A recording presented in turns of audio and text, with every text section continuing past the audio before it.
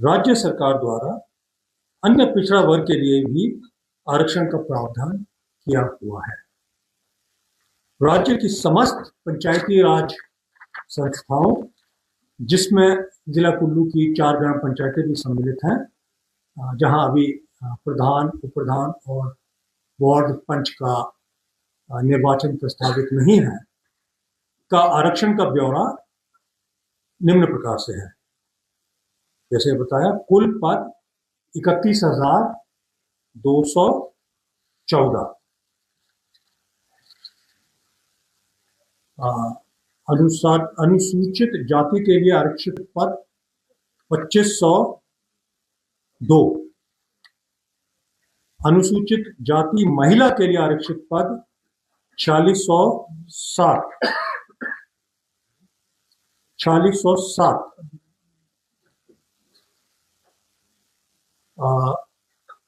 अनुसूचित जनजाति के लिए आरक्षित पद 713, अनुसूचित जनजाति महिला के लिए आरक्षित पद 1216, अन्य पिछड़ा वर्ग के लिए आरक्षित पद 177,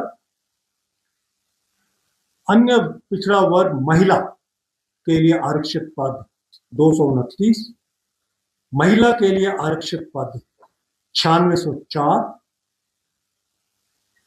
अनारक्षित पद 12,166।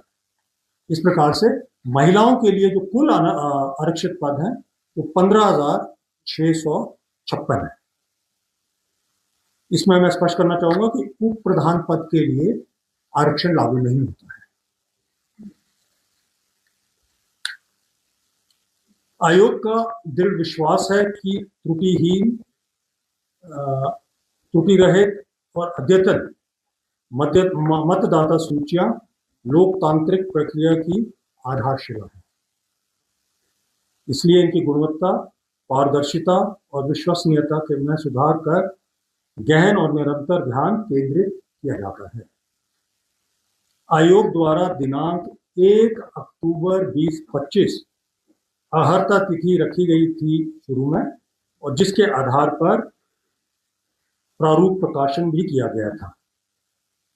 इन मतदाता सूचियों को 13/11/2025 को अंतिम रूप भी दिया गया। तत्पश्चात आपको मालूम है कि इन कारणों से थोड़ा सा विलंब हुआ निर्वाचन के कार्यक्रम में, तो आयोग द्वारा पुनः 1 अप्रैल 2026 को अहर्ता तिथि मानते हुए मतदाता सूचियों का विशेष पुनरीक्षण किया गया, ताकि अधिक से अधिक पात्र व्यक्तियों को मताधिकार दिया जा सके। उपरोक्त अद्यतन स्थिति प्रक्रिया के उपरांत पंचायती राज संस्थाओं में जिलावार मतदाताओं की संख्या प्रेस नोट में दी है, मैं सारी नहीं पढ़ूंगा क्योंकि 12 जिले हैं और 12 आई। कुल वर्तमान में जो हमारे पास उपलब्ध आंकड़े हैं उसके अनुसार पंचायती राज संस्थाओं में कुल 50,79,048 मतदाता दर्ज हैं, जिनमें 25,67,770 पुरुष, 25,11,249 महिलाएं व 29 अन्य मतदाता हैं। इन पंचायती राज संस्थाओं में 18 वर्ष की आयु के 52,349 मतदाता हैं, जो कि प्रथम बार मतदान करेंगे। इनमें 28,581 पुरुष व 23,768 महिला मतदाता हैं। विकास खंड पांवटा साहिब की ग्राम पंचायत भाटावाली में सबसे अधिक 4,623 व विकास खंड पू की ग्राम पंचायत सुमरा में सबसे कम केवल 178 मतदाता हैं। विकास खंड पांवटा साहिब की ग्राम पंचायत भाटावाली के वार्ड संख्या 60 में सबसे अधिक 723 मतदाता हैं, तथा विकास खंड महला की ग्राम पंचायत करिया के वार्ड संख्या 8 में सबसे कम मात्र 17 मतदाता हैं।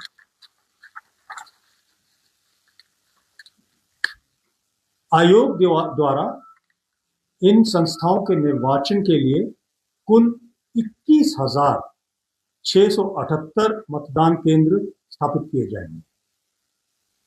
आयोग ने रिटर्निंग अधिकारियों को निर्देश दिए हैं कि जिन मतदाता केंद्रों पर मतदाताओं की संख्या अधिक है, उन मतदान केंद्रों में सहायक मतदान केंद्र अथवा ऑक्सिलरी पोलिंग स्टेशंस बनाए जा सकते हैं और आवश्यकता पड़ने पर पुरुष व महिला मतदाताओं के लिए पृथक मतदान केंद्र स्थापित किए जाए। परंतु सहायक मतदान केंद्र जो ऑक्सिलरी पोलिंग स्टेशन है, वह मुख्य मतदान केंद्र एक ही भवन में स्थापित होने चाहिए। आयोग ने यह भी निर्देश जारी किए हैं कि जहां तक संभव हो, महिलाओं के लिए पृथक से स्थापित मतदान केंद्र तथा महिला सुरक्षा कर्मियों की ड्यूटी लगाई जाए। जिला लाहौल स्पीति के विकास खंड काजा की ग्राम पंचायत लांगजा में राजकीय प्राथमिक पाठशाला कॉमिक में 4,587 मीटर की ऊंचाई पर एक मतदान केंद्र स्थापित किया जा रहा है, जो प्रदेश में सबसे अधिक ऊंचाई पर स्थित मतदान केंद्र होगा।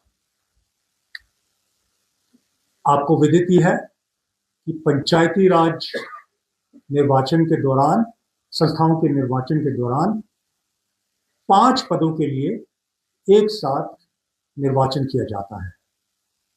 तो इस प्रकार से एक मतदाता को 5 मतदान पत्र दिए जाएंगे। लेकिन सुविधा के लिए आयोग ने उन मतदान पत्रों का रंग अलग अलग रखा है, ताकि पोलिंग पार्टीज को भी और लोगों को भी आसानी हो। पंचायत सदस्य के लिए सफेद रंग का, उप प्रधान पद के लिए पीला अथवा येलो बैलेट पेपर होगा। प्रधान पद के लिए हल्का हरा, लाइट ग्रीन बैलेट पेपर होगा। सदस्य पंचायत समिति के लिए गुलाबी अथवा पिंक बैलेट पेपर का इस्तेमाल किया जा रहा है तथा सदस्य जिला परिषद के लिए हल्का नीला अथवा लाइट ब्लू बैलेट पेपर इस्तेमाल किया जाएगा। मतदाताओं के लिए जानकारी, जैसा कि मैंने अर्बन लोकल बॉडीज के कार्यक्रम को आप सबसे साझा करते हुए सूचित किया था, कोई भी मतदाता वोटर सारथी ऐप के माध्यम से भी मतदाता सूची में अपना व अपने परिवार एवं संबंधियों का नाम देख सकता है। वोटर सारथी ऐप राज्य निर्वाचन आयोग की वेबसाइट sec-himachal.hp.gov.in तथा प्ले स्टोर पर उपलब्ध है। इसके अतिरिक्त पंचायती राज संस्थाओं की मतदाता सूचियां राज्य निर्वाचन आयोग की अपनी वेबसाइट पर भी उपलब्ध है। अतः इच्छुक मतदाता वेबसाइट के माध्यम से अपने नाम की जांच कर सकते हैं। आयोग पुनः मतदाताओं को यह भी सूचित करना चाहता है कि भारतीय निर्वाचन आयोग तथा राज्य निर्वाचन आयोग 2 भिन्न संस्थाएं हैं। भारतीय निर्वाचन आयोग लोकसभा तथा विधानसभा के निर्वाचन संपन्न करवाती है, जबकि राज्य निर्वाचन आयोग शहरी निकायों व पंचायती राज संस्थाओं के निर्वाचन संपन्न करवाती है। स्थानीय निकायों में मतदान करने के लिए मतदाता का नाम राज्य निर्वाचन आयोग की मतदाता सूची में होना आवश्यक है। भारतीय निर्वाचन आयोग द्वारा जारी किया गया एपिक कार्ड, फोटो पहचान पत्र, केवल एक पहचान का माध्यम है और किसी भी स्थिति में यह मतदान का अधिकार नहीं देता है। एपिक के अलावा 16 अन्य ऐसे दस्तावेज हैं जिससे मतदाता अपनी पहचान स्थापित कर सकते हैं। ड्राइविंग लाइसेंस है, आपका पैन कार्ड है, कोई केंद्र सरकार, राज्य सरकार, सरकारी अथवा अर्ध सरकारी उपक्रम, स्थानीय निकायों तथा किसी भी प्राइवेट औद्योगिक संस्थान द्वारा जारी पहचान पत्र है इसमें है।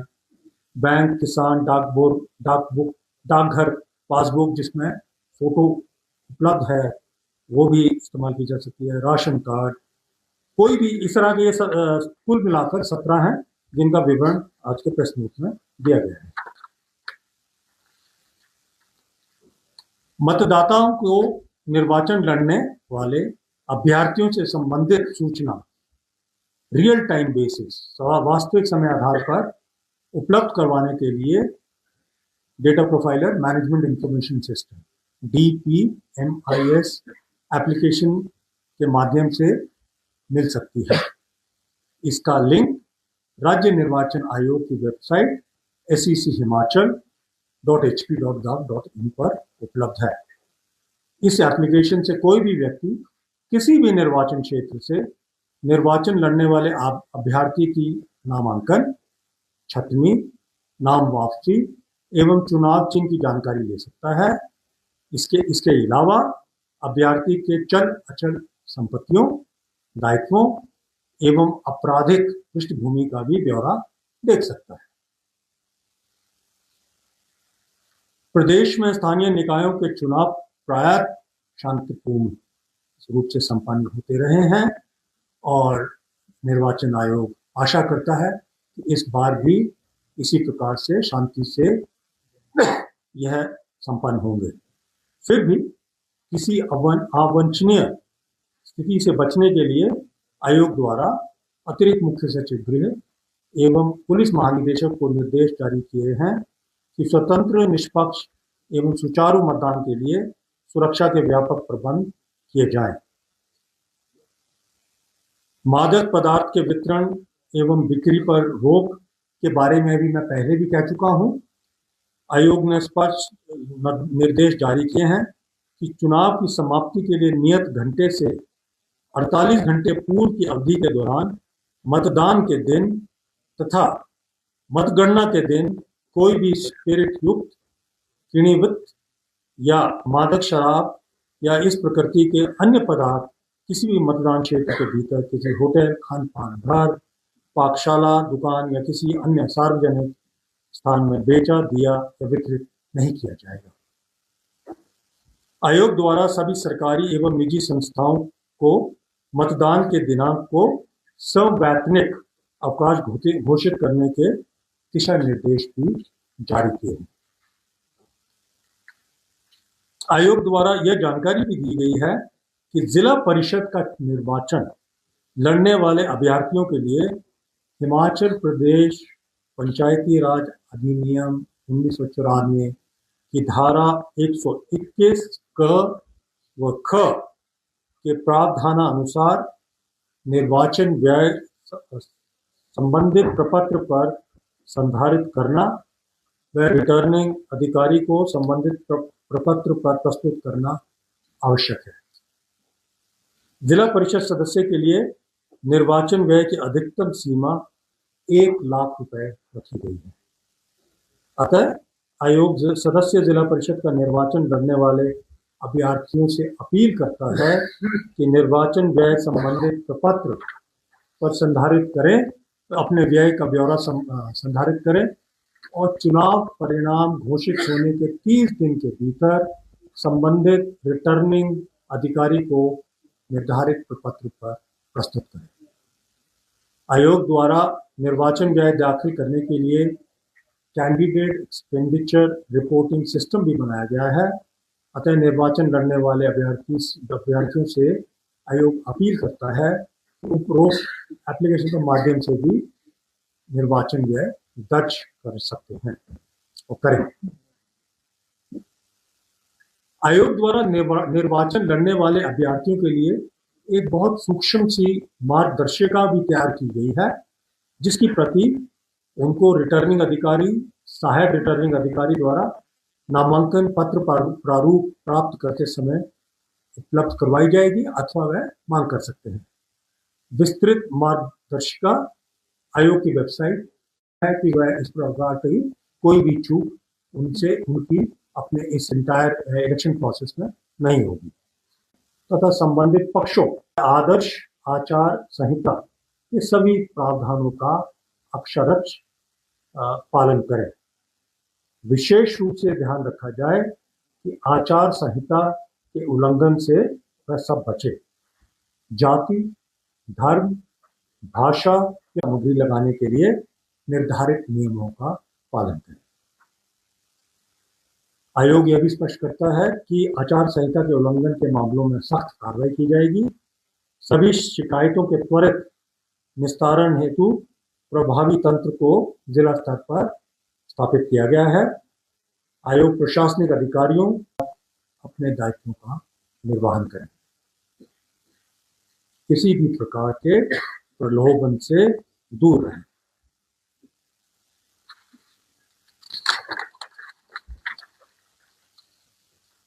प्रदेश के पंचायती राज संस्थाओं में गणना 2 स्तर पे होती है। जहां तक वार्ड मेंबर, पंचायत के वार्ड मेंबर, उप प्रधान और प्रधान महोदय हैं, इनके मतों की गणना तो पंचायत मुख्यालय पर मतदान के पश्चात उसी दिन संपन्न करवाई जाती है। परंतु जहां तक पंचायत समिति व जिला परिषद सदस्य के निर्वाचन से संबंधित मतगणना का प्रश्न है, उसके लिए एक अलग से तिथि निर्धारित होती है और यह मतगणना ब्लॉक स्तर पर की जाती है। मतगणना कार्मिकों की सुरक्षा एवं मतगणना की निष्पक्षता के मद्देनजर आयोग द्वारा सभी मतगणना केंद्रों पर मतपत्रों की गणना की वीडियोग्राफी करने के निर्देश दिए जा रहे हैं। यह निर्देश भी जारी किए जा रहे हैं कि जहां तक संभव हो संवेदनशील अथवा अति संवेदनशील मतगणना केंद्रों पर वेबकास्टिंग की व्यवस्था भी की जाए। आयोग सभी मतदाताओं से अपील करना चाहता है कि वह लोकतंत्र के इस महत्वपूर्ण कार्यक्रम में बढ़ चढ़कर भाग लें और निर्भीक होकर अपने मताधिकार का प्रयोग करें। मतदाता किसी भी प्रकार की अफवाहों से बचें और केवल आधिकारिक सूचनाओं जो कि राज्य निर्वाचन आयोग, जिला निर्वाचन अधिकारी अथवा रिटर्निंग अधिकारी द्वारा जारी की गई हो पर ही ध्यान केंद्रित करें। किसी भी भ्रम की स्थिति में आयोग अथवा जिला या विकास खंड में स्थापित नियंत्रण कक्ष पर दूरभाष से भी संपर्क किया जा सकता है। पंचायती राज संस्थाओं के निर्वाचन 3 चरणों में और स्वतंत्र चुनाव के चिन्ह के आधार पर करवाए जाएंगे और किसी भी उम्मीदवार को उसकी पसंद का चुनाव चिन्ह आवंटित नहीं किया जाएगा। त्रिस्तरीय पंचायत राज संस्थाओं के निर्वाचन का कार्यक्रम निम्न प्रकार से है। निर्वाचन कार्यक्रम की अधिसूचना 29 अप्रैल 2026 को जारी होगी। इसी तिथि को जिला निर्वाचन अधिकारी पंचायत द्वारा नोटिस भी जारी किया जाएगा। नामांकन प्रस्तुत करने का तिथि 7 मई, 8 मई व 11 मई 2026 प्रातः 11 बजे से अपराह्न 3 बजे तक। नामांकन पत्रों की जांच 12 मई 2026 को प्रातः 10 बजे से की जाएगी। उम्मीदवारों की वापसी विड्रॉल 14 मई व 15 मई 2026 प्रातः 10 बजे से अपराह्न 3 बजे से पूर्व तक वापसी ली जाएगी। नामांकन पत्रों की वापसी के तुरंत पश्चात निर्वाचन लड़ने वाले अभ्यर्थियों की सूची तैयार की जाएगी। तत्पश्चात चुनाव चिन्ह आवंटित किए जाएंगे अथवा 15 मई को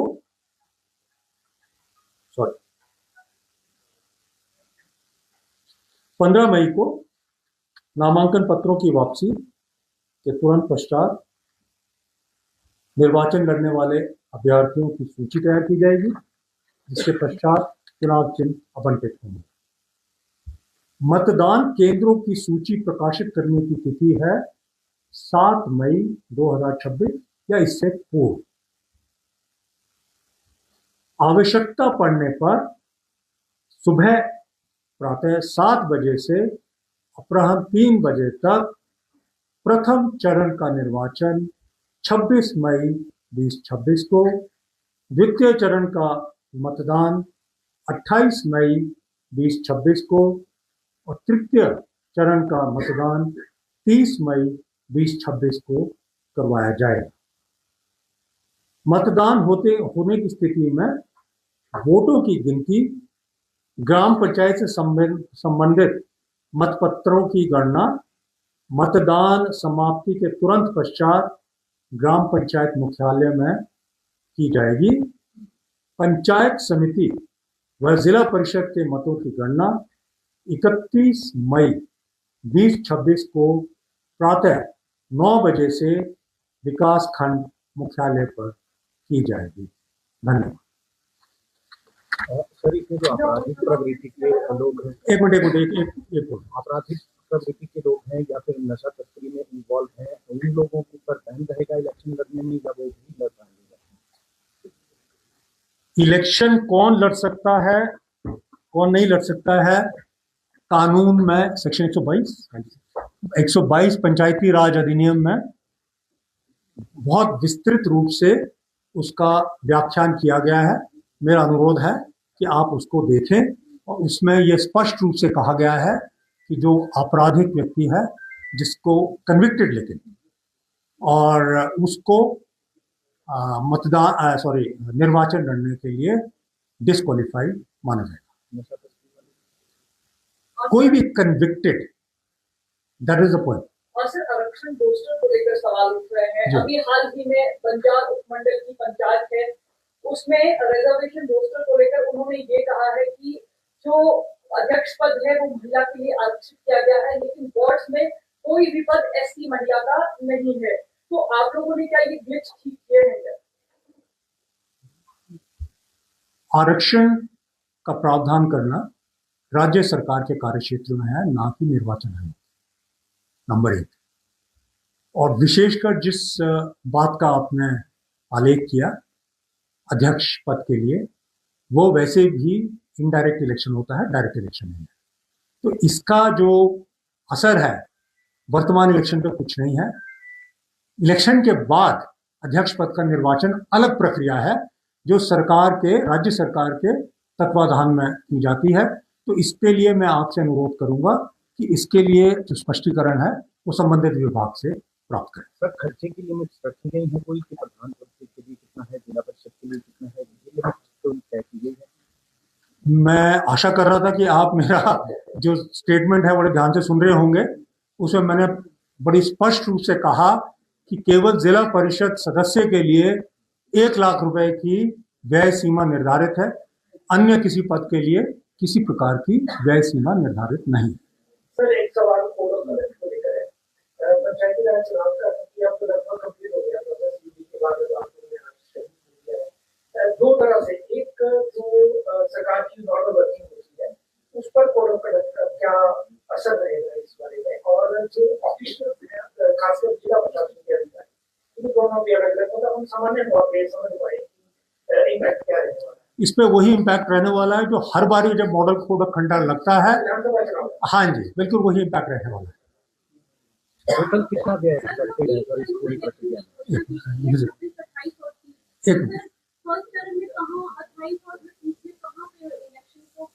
ये आपको जिला निर्वाचन अधिकारी पंचायत अथवा डिप्टी कमिश्नर जो है, जब वो नोटिस निकालेंगे उस नोटिस के साथ आपको ये सूचना उपलब्ध होगी।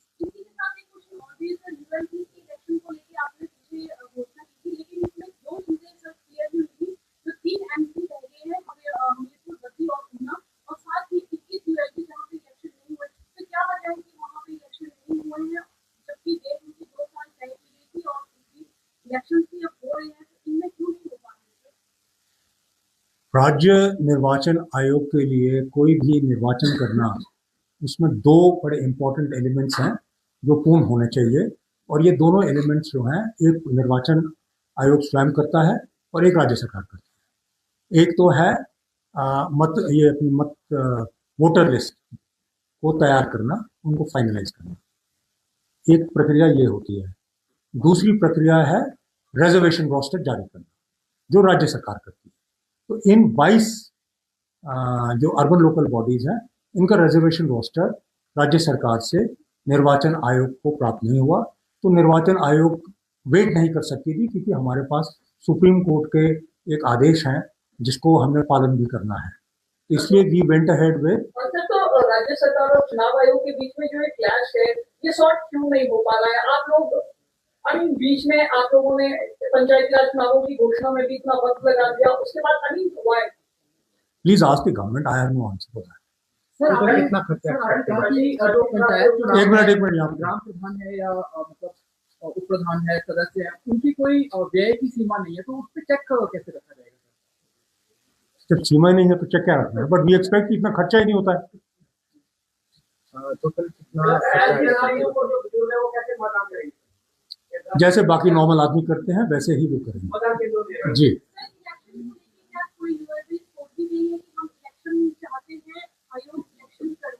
मेरे पास ऐसी कोई सूचना फिलहाल नहीं है, अभी नहीं, हमारे पास अभी कोई सूचना आई नहीं है, कोई नोटिस नहीं। धर्मशाला का इशू है, वहाँ लोकल लोग जो है वो भी विरोध कर रहे हैं, सरकार ने कुछ टेंडर्स लगाए हैं, शिकायत शायद आप तक पहुंच भी गई है, क्या वो निरस्त किए जाएंगे?